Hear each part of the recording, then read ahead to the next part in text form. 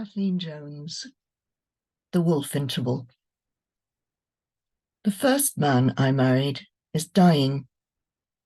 Our children are here, but not the Thai wife, the girlfriend whose horses he fed, or the model who loved fast cars. Unaccountably, I am here too. Who would have thought that after so many years unmarried, there would be anything to feel except the inevitable what-ifs, the grit of things unlived, unsaid. Just not this sudden sadness, an emotional dissonance so great, I can't say for certain that it's grief.